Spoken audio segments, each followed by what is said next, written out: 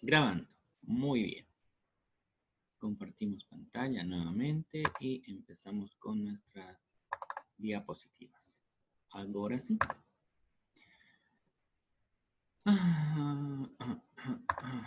Ya. Veamos una para atrás. Una más para atrás. Ahí ya. Ok, estábamos por acá.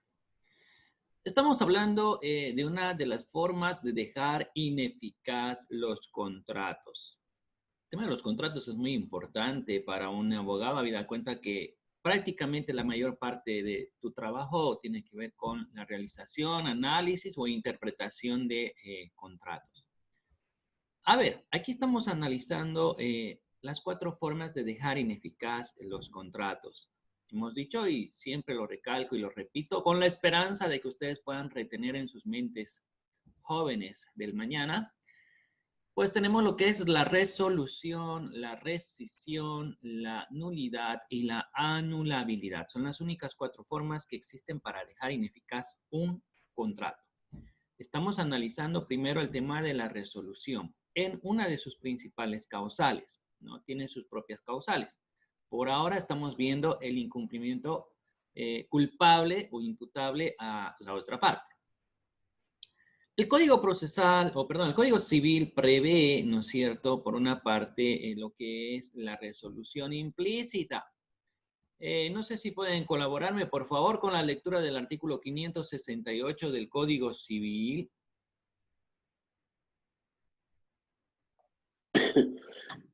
La resolución por incumplimiento, Lisa. Por favor, sí. Parágrafo primero.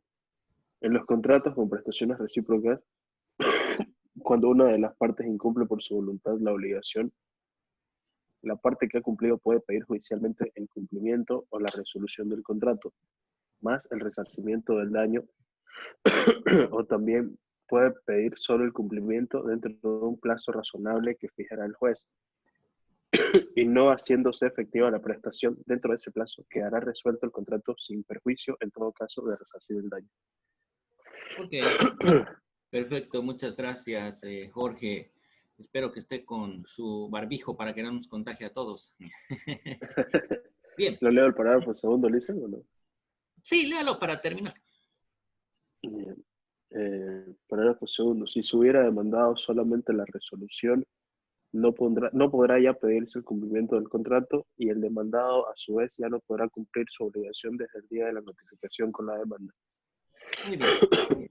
Entonces, estamos hablando prácticamente, ya habíamos leído este artículo en la anterior clase en sus 2 parágrafos, el cual establece o da la posibilidad de que una de las partes, pues la parte más afectada, sobre todo lo que ha cumplido pues con lo que tenía que hacer, pueda concurrir a la vía judicial a solicitar, ya sea por un lado el cumplimiento del contrato o ya sea por otro lado el tema de la resolución del contrato.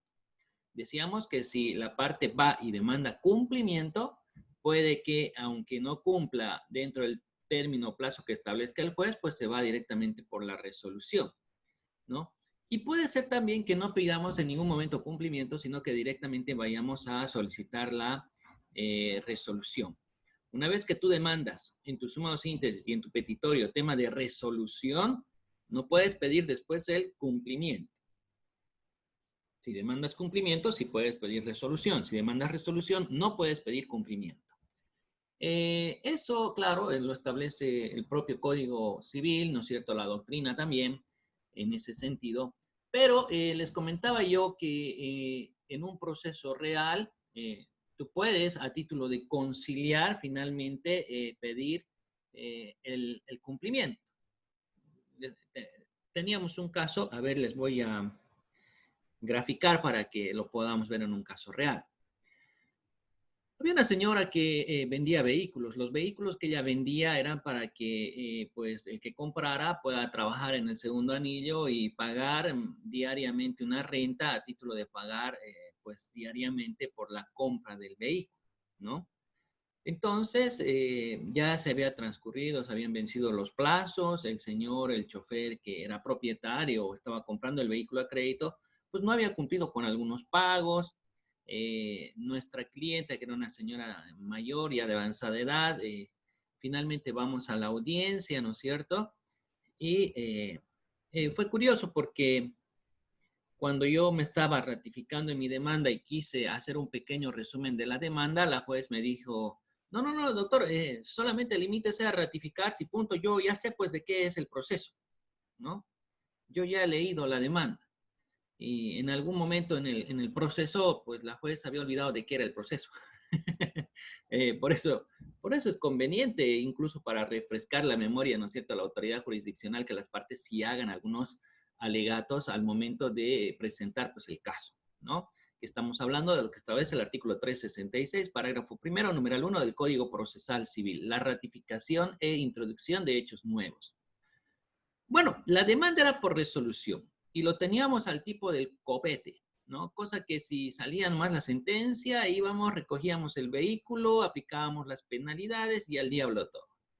El problema era que supuestamente mi clienta no había otorgado algunos recibos de pagos que había hecho el señor y entonces de eso se enojaron, de eso se pleitearon y de eso se fueron a un proceso judicial. Finalmente, cuando entramos a la etapa de conciliación, el señor dice, yo quiero seguir trabajando, yo quiero seguir pagando, quiero que se me extiendan recibos de lo que yo pago porque la señora a veces me da y otras veces no me da. Quiero que hagamos una liquidación de cuánto le debo para yo seguir pagando y trabajando. Y es en ese sentido que aunque la demanda era por resolución, ¿no? Finalmente en conciliación la señora aceptó, lloraron un poco los dos, se abrazaron, fue muy conmovedor y finalmente pues el proceso terminó, gracias a Dios, de una forma alternativa, ¿no? Y pese a que se demandó resolución, pues en conciliación se optó por firmar un acuerdo conciliatorio sobre cumplimiento, ¿no? Doctor, Sí, adelante, señor Marvin. la anterior clase le hice una pregunta sobre los procesos extrajudiciales. Aquí estamos viendo un proceso judicial ya que fue a demanda y que por el artículo 366 en su numeral primero, que es la ratificación de la demanda, ¿no? Usted siempre introduce un resumen de lo que acontece en el caso para poder refrescar, como dice a la autoridad competente. Se supone que hemos visto en el video de la escuela de jueces que supuestamente se tiene que hacer un pequeño resumen de tu pretensión, ¿no? Bajo el entendido de que las audiencias son públicas y quién sabe está ahí Juan Pueblo viendo y no va a saber de qué diablos trata el proceso. Pero conforme usted esté en ejercicio, va a ver a qué jueces les gusta que usted haga eso y a qué jueces no les gusta, ¿no? La del tercero público en materia civil y comercial, que ya no está porque la votaron por si acaso, a ella no le gustaba, ¿no? Tú estabas por hacer algún pequeño resumen de tu demanda y ella, no, no, no, doctor, limítese a ratificarse, no, yo conozco ya la demanda, ¿no? Y, por ejemplo, la que está en la radial 17.5, la doctora Margarita, ella sí te deja hacer algunos preámbulos, ¿no? Entonces es importante tú como abogado que vayas preparado para las dos cosas, ¿no? Bueno, sobre todo para la segunda donde tienes que hablar, porque en la primera, por último, si no te dejan hablar, me ratifico in extenso en todo el contenido del memorial de demanda y ya está, ¿no? Entonces hay que ver, dependiendo del juez, pero yo considero que debería hacerse pues alguna refrescadita de memoria, tanto para el juez como para los que están ahí presentes como público viendo la audiencia. ¿Ya? Ya, lo segundo, lo primero que pregunté sobre el tema de la audiencia preliminar, mencionaba yo que si esto iba para un arbitraje de conciliación. Sí, le contestamos la anterior clase, no sé si recuerda. ¿Cómo se accede a la conciliación vía arbitral, la vía extrajudicial? Decíamos que en el contrato tiene que haber la cláusula arbitral, aquella que dice que en caso de controversia, pues ambas partes se someterán a arbitraje realizado por la CAINCO, por decir algo. Ahora, si ahí dice arbitraje y conciliación, están habilitados para promover conciliación y luego dice el arbitraje. Si solamente dice arbitraje, están habilitados solamente para ir por vía arbitraje, no hay ningún problema. También pueden acceder a la vía del arbitraje y conciliación mediante la firma posterior de un documento, no de un acuerdo, donde deciden someterse voluntariamente a la vía del arbitraje. Tiene que estar esa palabrita conciliación y arbitraje para que en la CAINCO hagan conciliación y arbitraje. De lo contrario, hacen solo arbitraje, pero no significa que en cualquier parte de ese proceso arbitral no se pueda conciliar, ¿no? Para terminar, en todo caso, si hay la conciliación y el arbitraje, el juez, ¿sí? Dará una resolución de esta acción, de estos resultados. La conciliación se va a hacer en la CAINCO. Entonces, considero o imagino que lo va a hacer un árbitro. No estoy muy seguro si es que ahí tienen conciliadores. Pero tiene que ser en la CAINCO. Si es conciliación y arbitraje, es en la CAINCO. Si solamente es arbitraje, es en la CAINCO también y son árbitros, ¿no? Esa resolución que ellos puedan emitir, por supuesto que tiene una calidad de cosa juzgada, ¿no es cierto? Y en caso de incumplimiento tendremos que ir por la vía judicial a una fase de ejecución. Perfecto, doctor. Gracias. Ok, a usted. Vamos con la resolución expresa. A ver, cuando hablamos de una resolución expresa, se supone que en cualquier momento las partes están habilitadas para poder disolver el contrato sin necesidad de acudir a la vía judicial. Alguien, por favor, lea el artículo 569 del Código Civil.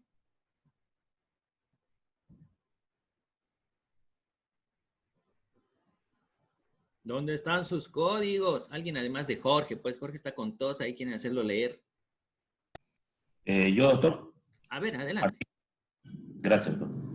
Artículo 569, cláusula resolutoria.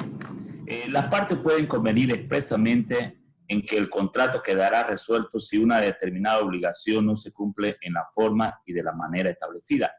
En este caso, el contrato se resuelve de pleno derecho sin necesidad de intervención judicial. Ok, muchas gracias. Entonces, como ustedes podrán ver, el artículo 569 establece una resolución que está fijada expresamente en el contrato, ¿no? Decíamos que si el inquilino se tarda más de 3 meses en el pago, ¿no es cierto?, del canon, o más de 30 días, o sobrepasa los 7 días o las 2 semanas de la fecha establecida, pues tú puedes directamente aplicar esta resolución expresa, es decir, no tengo que ir a promover un proceso para que el juez mediante resolución o sentencia declare la ineficacia de ese contrato. Este contrato ya queda disuelto de puro derecho. Ahora, habrá que ver pues de que el abogado haya tenido el cuidado de establecer ya el tema de la mora, ¿no? Ya saben que la mora es el incumplimiento o el retraso del cumplimiento de una obligación. Esta mora tiene que ser automática, ¿no? Ahora, para el tema del resarcimiento o pago de daños y perjuicios, pues esto también tiene que estar ya establecido en el contrato. Y en caso de que no se esté cumpliendo ello, pues ya vas por vía judicial. Ahora, ¿qué tal si yo soy el inquilino y me demandan, qué sé yo? Es que no me demandan directamente el propietario de la vivienda, dice, no, el contrato ya está disuelto porque había una cláusula expresa, así que señor, por favor, salga, ¿no? Entonces yo como inquilino, que creo que no he faltado al contrato, puedo presentar una oferta de pago y consignación, ¿no? O puedo directamente hacer un depósito judicial y demandar cumplimiento de contrato, ¿no? Es decir, que el contrato pues se sigue ejecutando, habida cuenta que yo estoy pagando, según yo, mi canon de forma mensual, ¿no? Entonces, hay distintos casos donde generalmente el que va demandando, si es que va por vía judicial, una resolución del contrato, va a recibir una demanda reconvencional por cumplimiento. En este caso, no tiene que ir por vía judicial. Directamente el contrato queda sin efecto. ¿Cuándo vas a ir por vía judicial? Para ver el tema del resarcimiento del pago de daños y perjuicios.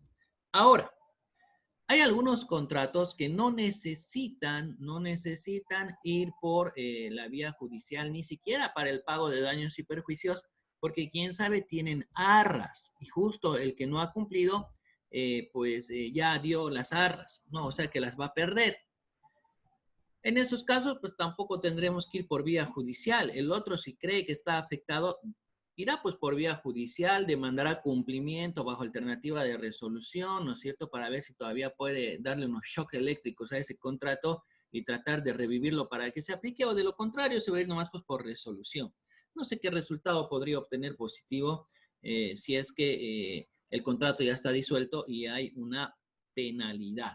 Es muy importante que estos contratos estén completos. Un contrato completo será pues uno que está bien elaborado, por un lado, otro que ya tenga el tema de los daños y perjuicios, ya sea bajo una cláusula penal o bajo una cláusula en arras, cosa de que no exista ningún inconveniente cuando esto sea, no, señor, ya el contrato ha quedado disuelto y punto. Es el típico contrato que haces con las urbanizadoras esas de lotes, terrenos, techo, pancho y no sé qué más que hay, ¿no ven? Entonces, ellos hacen sus contratos donde la resolución es pues automática, es de pleno derecho porque está bajo los parámetros del 569 y es más, el tema de los daños y perjuicios decíamos, pues ellos se quedan con todo el dinero, se quedan con el lote y la reversión es inmediata, ¿no? Por algo son pactos o promesas o contratos de compra-venta, pero con reserva de derecho propietario. Son aditamentos y elementos que ustedes como abogados el día de mañana tienen que manejar muy bien, ¿no? Por eso es que su profesor hace énfasis. Y tampoco pueden quejarse de decir, es que el profesor solamente desarrollaba pues la doctrina, la teoría y jamás nos comentó un caso real. Yo creo que estoy haciendo todo lo posible por darles la doctrina, la teoría y ejemplificar en un caso de vida real para que ustedes puedan acomodar esos conceptos en un caso práctico, ¿no? Entonces, quedo con mi conciencia limpia en que trato de enseñar lo mejor posible a mis estudiantes. A ver, vamos por otra clase de resolución. Está la resolución por requerimiento. Esta es otra de las formas de operar de la resolución por incumplimiento. Es decir, antes de que tú acudas por vía judicial, tienes que hacer llegar una carta notariada, ¿no es cierto?, a la otra parte, al que no está cumpliendo con su obligación, donde le vas a dar un plazo no mayor a 15 días para su cumplimiento. Si es que no cumple en los próximos 15 días, pues el contrato también ya estaría disuelto, ¿no? Esto es como una intimación previa y lo van a encontrar si lo buscan en el Código Procesal Civil. Hay una intimación previa, la cual te va a facilitar de ir directamente por vía judicial y que el juez no saque un auto de intimación porque ya existe la intimación previa con la carta notariada y directamente el juez saque pues la sentencia inicial. De igual forma como en el caso anterior, en caso de que exista el tema de daños y perjuicios y tengan que contabilizarse o tengan que cumplirse en su pago, podrás o deberás ir necesariamente ante la autoridad jurisdiccional para solicitar el pago y el cumplimiento de esa cláusula penal o la ejecución de las arras. Entonces, ya hemos visto que existe una resolución expresa que puede estar señalada en el contrato. Estamos viendo otra resolución por requerimiento que establece un pequeño procedimiento con el envío de una carta, con una carta notariada donde se establece un plazo de 15 días más para que cumpla. Y en caso de que no cumpla, pues la obligación ya estaría vencida y el contrato estaría pues disuelto. Todo esto tiene que estar establecido en una cláusula. Hay un procedimiento para la resolución. Recordarán ustedes que en alguna de nuestras clases de Civil 2, creo que era, o Civil 3, pues hemos trabajado, ¿no es cierto?, con un contrato sobre el edificio Atlantis, ¿no? Donde tenían que entregarse un departamento, además de una baulera y garaje o algo así era, y donde la clienta había pagado los montos en los plazos establecidos, efectivamente no el total, porque el total tenía que entregarse a contraentrega de la obra, ¿no es cierto? Y la obra tenía un retraso de más de un año. Y ustedes se han encargado, recuerdan, de analizar ese contrato, de hacer las operaciones aritméticas y matemáticas para hacer la carta notariada, para luego ir por la vía ejecutiva presentando una demanda. ¿Se acuerdan, no? Pregunto. Dicen, yo me acuerdo del contrato de obra del aula magna con Sí, yo tampoco me acuerdo Atlantis, ninguno de Atlantis. que era, al final hacía alusión a un proceso monitorio. Ese es. Creo que no hicimos la del ¿El Atlantis. del aula? Hicimos uno de un aula nomás, Lisa. No era de la aula. Hicimos la del aula, que era un monitorio de cumplimiento de la obligación de dar, Ujú. Ya. Entonces les voy a que escanear nos el puso en un otro. examen, me acuerdo, de práctica forense. Voy a buscar mi modelo para escanearlo y les voy a pasar para que ustedes puedan trabajar con ese contrato. Ya, ahí van a ver todo un mecanismo de resolución para ese contrato. Es que como lo hago tantas veces, pensé que ya lo habíamos analizado con ustedes, pero me sorprende en que parece que no. Así que voy a buscar. Es que tengo que ir a la oficina y mi día de salida era ayer, pero a ver, vamos a ver, claro, puedo ir sábado porque supuestamente era feriado, entonces voy a salir el sábado para ir a buscar ese documento. Lo voy a En escanear realidad hoy día puede, Lisa. y se los voy a pasar. ¿Ya? Ok. Y ya le dice, gracias. Sí, pues era con su tía, ahora que me acuerdo, con el grupo de su tía con el que habíamos trabajado de Jorge. Bien, Sí. ¿y que acaso Jorge no era compañero de su tía en esa materia? Ya estoy todo perdido. No, lo que pasa es que a nosotros en práctica forense nos hizo el del monitorio. Me parece que con ella en Civil 3 o Civil 2 le habrá hecho ese ejercicio, pero nosotros nos hizo solamente el del aula magna. Qué mala pata. Ya. Ok, seguimos. Resolución no pactada. Opera de pleno derecho cuando el término concedido a una de las partes es considerado esencial en el interés de la otra y vencido el mismo, el deudor no cumple con la prestación. Ya hemos leído el 568, el 569, el 570, por favor, si lo puede leer alguien que no esté enfermito. Resolución por requerimiento. A ver, dele 570 y 571. Ya, resolución por requerimiento, parágrafo primero. La parte que ha cumplido su obligación puede requerir a la parte que incumple, mediante nota diligenciada notarialmente, que cumpla la suya dentro de un término razonable no menor a 15 días, con apercibimiento de que, en caso contrario, el contrato quedará resuelto. Parágrafo segundo. Si la obligación no se cumple dentro del término señalado, el contrato se resuelve de pleno derecho, quedando a cargo del deudor incumplido el resarcimiento del daño si lo hubiere. Artículo 571. Resolución no pactada. Parágrafo primero. Si el término concedido a una de las partes es considerado esencial en el interés de la otra y vence sin que el deudor haya cumplido su prestación, se tendrá el contrato por resuelto, extrajudicialmente de pleno derecho, aunque no se hubiera pactado expresamente la resolución.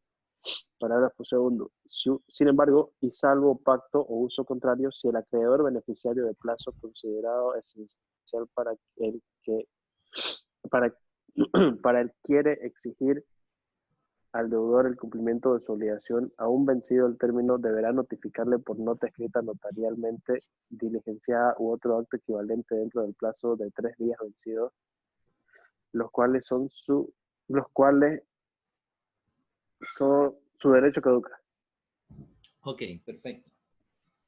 Como se darán cuenta, toda esta lectura desde el 568, 569, 570, 571, es precisamente las distintas modalidades de resolución que se pueden plantear habida cuenta de que se presenta incumplimiento en la otra parte. En este contrato o en este tipo de resolución será fundamental pues el tema de la fecha para la validez o la eficacia del contrato. No sé, se me ocurre, ustedes el otro día subieron ahí bastantes modelos de esos contratos de vestido de novia.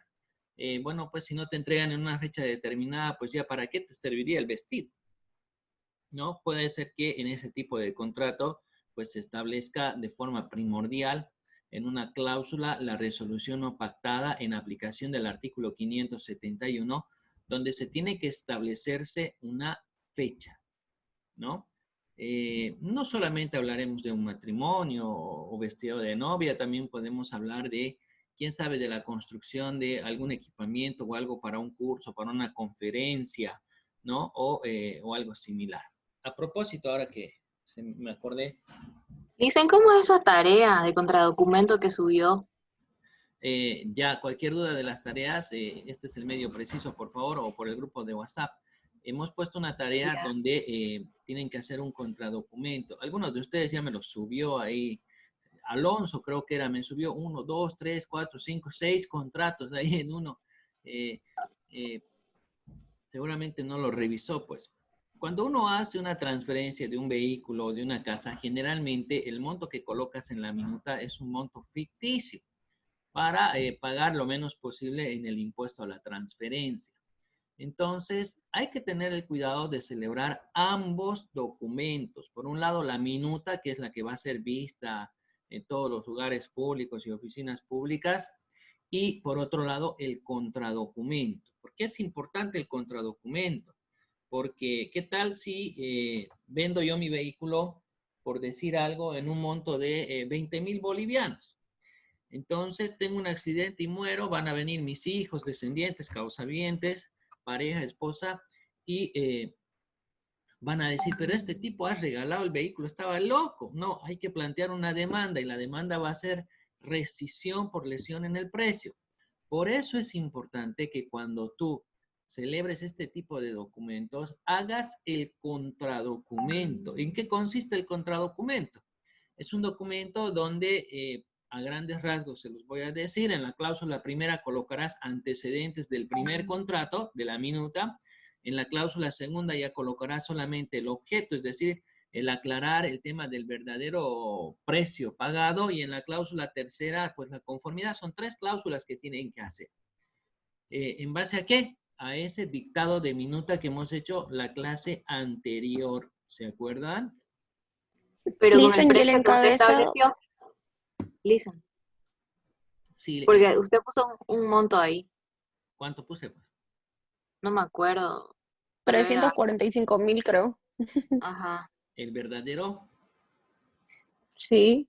bueno, seguramente el monto de transferencia es mucho menor. El que está dictado en la minuta es mucho menor, porque no me acuerdo de haberles dicho un monto. Les dije a ustedes, coloquen cuánto vale, les dije, ¿no?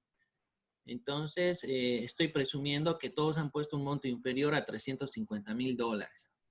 Si su minuta está con un monto superior, pues háganlo un monto más superior todavía, ¿no? La idea es demostrar que ese monto era ficticio, con fines impositivos, ¿no es cierto? Y que en realidad el verdadero monto es el que ustedes van a colocar en ese documento aclaratorio. Ya vamos a Dicen, terminar. ¿y cómo va el encabezado del contradocumento? Directamente, usted, eso ya es iniciativa y creatividad de cada uno de ustedes. ¿Pero como va dirigido abogado. al notario igual o es privado? No, es privado, es un documento privado. Ah, ya. Y se llama contradocumento, así. Sí, y lo que yo les pido encarecidamente es que traten ustedes de hacerlo por sí solos. Yo ya les he dado los lineamientos y los parámetros. Es un contradocumento, es privado. Lo van a hacer en la primera cláusula los antecedentes del anterior, en la segunda cláusula directamente el objeto, que es el aclarar el verdadero precio, y en la tercera cláusula la conformidad. Generalmente se invierten los papeles. Si en la minuta empieza el propietario vendedor y termina el comprador, en el contradocumento comienza el comprador y termina el propietario, ¿no? Yo luego les voy a pasar el modelo completo para que ustedes comparen su creación con lo que se utiliza habitualmente en el medio. ¿Ok? Ok. Bueno, vamos con bueno, decíamos, esta resolución no pactada tendrá que ver con una fecha específica que es esencial para una de las partes, lo que quiere decir que después de esa fecha ya no tiene ningún sentido ya el cumplir con dicho contrato, y es más, el mismo queda ya resuelto y disuelto, y podrá acudirse a la vía judicial para ver el tema del resarcimiento, posible pago de daños y perjuicios. Bien, hasta ahí hemos visto solamente la resolución por incumplimiento, ¿no? ahora vamos a ver la segunda causal de resolución, que sería una imposibilidad sobreviniente. Es debido a causas imprevistas e insuperables, las mismas que por supuesto no tienen que ser imputables, ¿no es cierto?, a la parte contraria. Estas están imposibilitando la ejecución del contrato y motiva pues la aplicación de la famosa teoría de los riesgos, de la cual es partidaria nuestro Código Civil.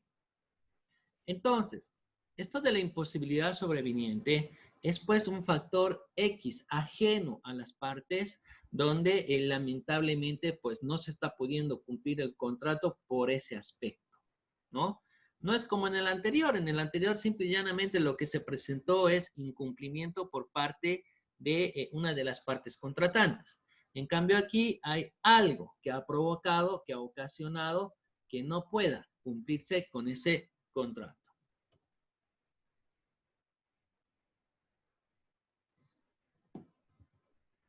A ver, vamos a ver cómo estamos con la teoría de los riesgos. La resolución por imposibilidad sobreviniente. ¿Cuáles son los requisitos? Por un lado, tenemos que hablar de una imposibilidad absoluta y una imposibilidad general. Es decir, algo que realmente esté obstaculizando materialmente la ejecución de esa obligación. Y es más, ese algo no solamente tiene que afectarme a mí, sino que prácticamente tiene que afectar a todos en general, ¿no? Miren, ahora tenemos un excelente ejemplo en la vida real con este fenómeno de el COVID-19 y el tema de la cuarentena, pues hay bastantes obligaciones que han quedado ahí en suspenso, ¿no? Por ejemplo, a mí mismo me han contratado, ¿no es cierto?, para llevar adelante un proceso de resolución por falta de pago. Me han hecho incluso el pago de un 50% de adelanto y el proceso no se está moviendo, ¿no? Ya teníamos la admisión de la demanda, teníamos una intimación, teníamos que citar a la otra parte, pero lamentablemente, ¿no es cierto?, por este fenómeno, pues no se puede cumplir con ese contrato de prestación de servicio entre cliente y abogado. Eso es una imposibilidad sobreviniente. No es algo que a mí, no es algo que a mí no me da la voluntad de hacerlo. Eso sería por incumplimiento voluntario imputable a mí, ¿no? Es un tema de que yo como abogado no puedo ejecutarlo, ni ahorita cualquier otro abogado en el país tampoco lo puede ejecutar. Bueno, ya hay algunos distritos actualmente que están trabajando, ¿no? Pero pongámonos en la idea de que estamos en una cuarentena rígida.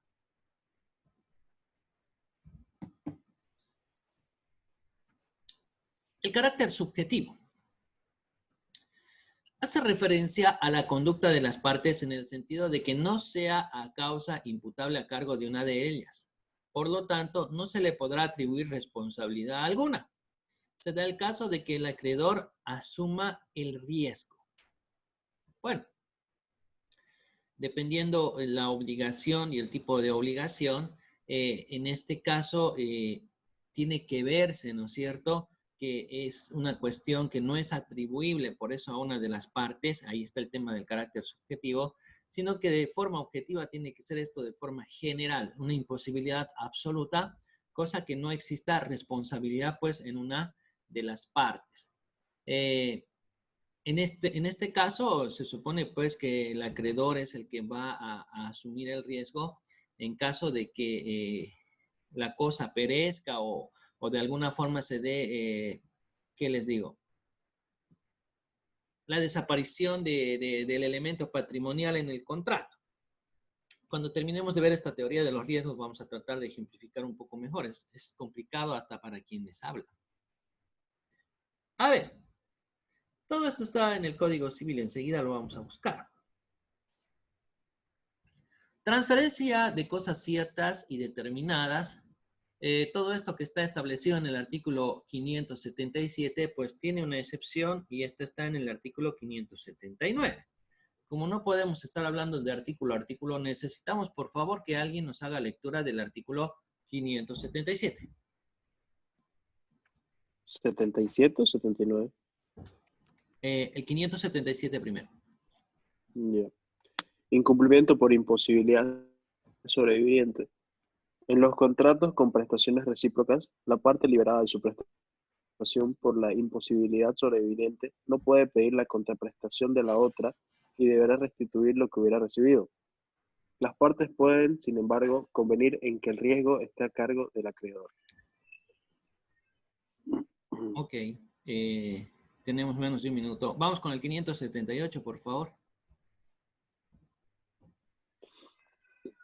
Incumplimiento por imposibilidad parcial sobreviviente. La regla anterior también se aplica cuando el incumplimiento de la prestación se hace parcialmente imposible, a menos que el acreedor manifieste al deber su conformidad para el cumplimiento parcial, debiendo en tal caso hacerse una reducción proporcional en la contraprestación debida. Muy bien. Y para coronar, el 579. Se va a cortar, dicen, es el artículo. Bien, vayan revisando esos artículos. Denme un par de minutos para que yo Porque restablezca. el parágrafo primero tiene 5 numerales y esto luego está el parágrafo.